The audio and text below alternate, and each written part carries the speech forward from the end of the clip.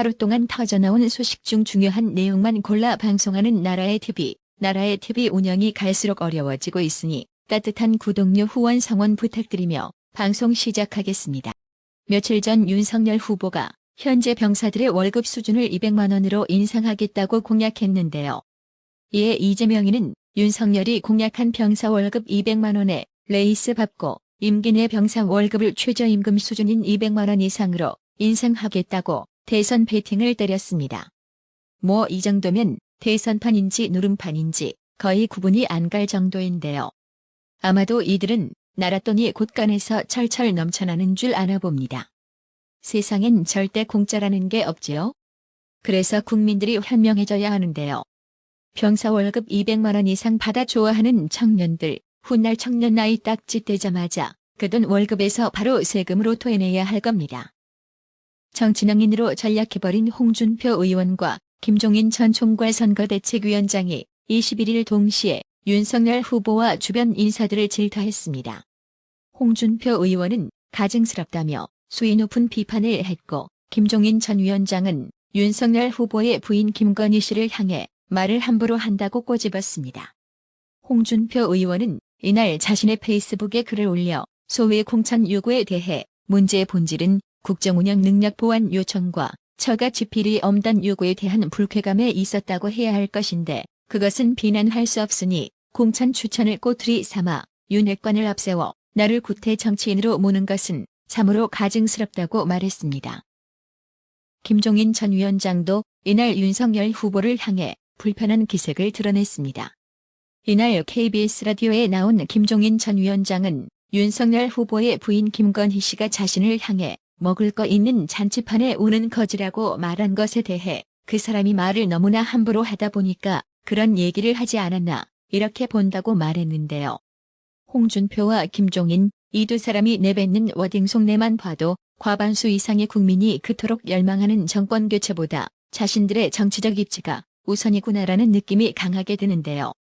해당 소식에 네티즌들은 정말 가관이다. 두 노인네가 아주 도토리 기재기 노릇하고 있네. 아주 자기네들 꼽살이 안 껴준다고 뒤에서 별짓을 다 하고 있네.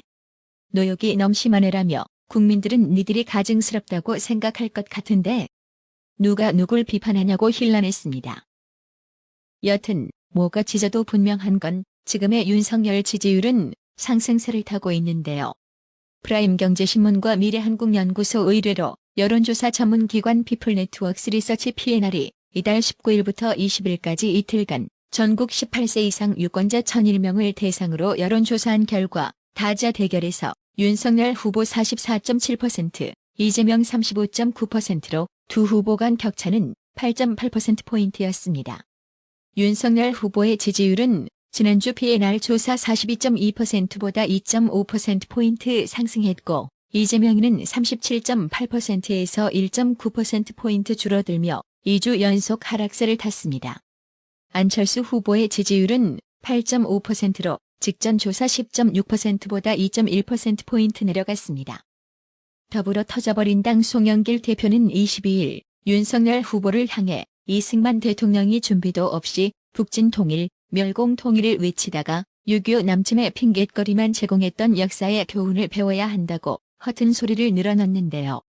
송영길 대표는 이날 자신의 페이스북에서 윤석열 후보에게 책을 선물합니다라는 제목의 글에서 이같이 밝히고 최근 윤석열 후보가 제기한 선제 타격론에 대해 전시작전권 회수, 군사위성 등 정찰 자산의 뒷받침도 없을 뿐 아니라 군사 긴장 고조로 주가 하락, 외국인 투자자 절수 등 큰 경제 위기를 불러올 수 있는 섣부른 선제 타격론이라고 했습니다.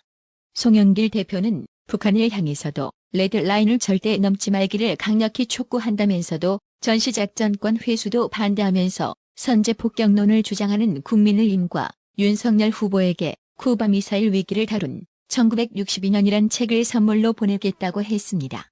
이에 대해 국민의힘 선거대책본부 황교안 대변인은 집권 여당의 왜곡된 역사관, 국가관이 부끄럽다며 송영길 대표 주장은 북한이 주장하던 남침 유도설과 무엇이 다른가라고 직격했습니다.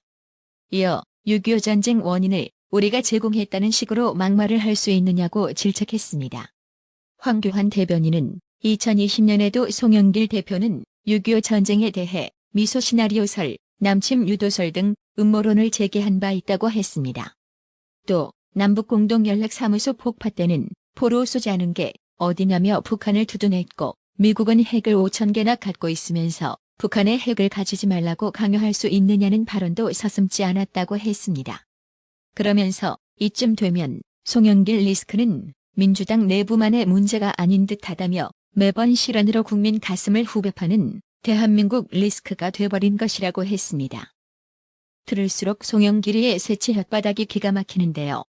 실제 6.25 전쟁을 불러일으킨 건 미군이 한반도에서 철수하면서 한반도에 관여하지 않겠다고 근 미국의 극동 방위선 에치슨 라인이 북괴의 우판을 불러일으킨 겁니다. 이 좌파들은 미군에게서 전시작전권 회수하기만 하면 국가안보가 저절로 철통안보로 바뀌는 것처럼 헛소리 늘어놓으며 국민을 기만질하고 있는데요. 아니, 북한에게 삶은 소대가리라는 비난을 쳐들어도 제할 말 못하고 북한의 탄도미사일을 미상발사체라며 그저 북한 심기나 살피는 작자들이 북한 도발에 대응할 자세는 갖추고 있는지 의문스럽습니다. 때문에 북괴의 도발에 단호히 대응하겠다는 결계 없이는 전시작전권을 회수하더라도 무용지물이 되는 거죠. 민주당발 망언은 여기서 끝나는 게 아닙니다.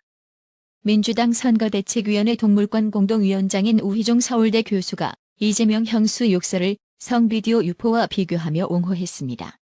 우희종 교수는 이재명 선대위 소통 플랫폼 이재명 플러스에 지난 19일 녹취 욕설? 거침없이 진화하는 이재명이라는 제목의 칼럼을 올리며 이같이 말했습니다. 우희종 교수는 이재명 녹취를 듣지 않았다며 사적 영역에서 무엇을 하건 존중돼야 한다고 주장하며 20여 년 전 한 가수의 성행위 비디오 유포 사건을 거론했습니다. 이어 동료 교수 중에도 낄낄대며 주변의 동영상을 공유하는 것도 보았지만 나는 사적 내용이라고 생각해 당연히 보지도 않았다고 회상했습니다. 그러면서 이재명에 대해 그는 거침없이 성장하고 진화 중이라며 평가했습니다. 하지만 우희종 교수는 김건희 씨 7시간 통화 내용을 보도한 방송은 지켜봤다며 대선 후보 부인과 기자가 불륜 관계가 아닌 이상 그 녹취가 사적 내용일 것이라고는 생각하지 않았기 때문이라고 덧붙였습니다. 해당 소식에 네티즌들은 이게 바로 더듬어당의 성인지 감수성임을 적나라하게 보여주는 수준이다. 왜 더듬어당인지 알겠지? 그 수준에 딱 맞는 사람이네라고 비꼬며 더러운 민주당 지지자들 역시 대가리도 내로남불이네라고 또 비꼬았습니다. 그렇습니다. 요즘 좌파 노릇하려면 기본이 이중잣대 내로남불 마인드 요건을 갖추어야만 하나 봅니다. 왜 좌파들은 인간들이 모조리 한결같을까요? 이명수 서울의 소리 기자와 윤석열 후보 부인 김건희 씨의 통화 녹취록에 이름이 거론된 한동훈 검사장이 총장 퇴임 이후 김건희 씨와 연락하지 않았다고 21일 말했습니다. 한동훈 검사장은 이날 입장문을 내고 채널A 사건은 권력과 MBC가 유착한 권한 유착 공작이었는데 이번엔 권력과 양아치가 유착한 권양 유착으로 보인다며 MBC 등이 편향된 정치적 목적으로 발췌, 편집, 왜곡하여 유포하는 경우 분명한 법적 조치를 할 것이라고 경고했습니다. 그러면서 이명수 씨가 어떻게든 저에 대한 얘기를 억지로 유도해 보려고 2번씩이나 먼저 동훈이 형하며 제 이름을 거론하며 공작했다가 실패한 것으로 보인다며 일면식도 없고 연배도 비슷한 것 같은 이명수 씨가 왜 자꾸 저를 형이라고 하는지 궁금하다고 했습니다. 한동훈 검사장은 4번 좌천당해 검찰에서 쫓겨나 수사권도 없는 법원 소속 사법연수원에 있는 사람에게 범죄 제보를 한다는 건 말도 안 된다고도 했습니다. 한마디로 좌파의 정치 공작을 경계하며 사전 차단에 나선 겁니다. 홍영경님, 어려운 형편의 나라의 TV 운영 유지를 위해 구독료 후원해 주셔서 정말 감사합니다. 나라의 TV는 구독료 후원으로만 운영 유지되고 있으니 구독자님들의 따뜻한 정성이 필요합니다. 항상 뉴스 전달 방식에 노력하는 나라의 TV가 되겠습니다. 구독 그리고 알람 설정, 뉴스 영상 내용이 좋았다면 좋아요를 클릭해 주세요.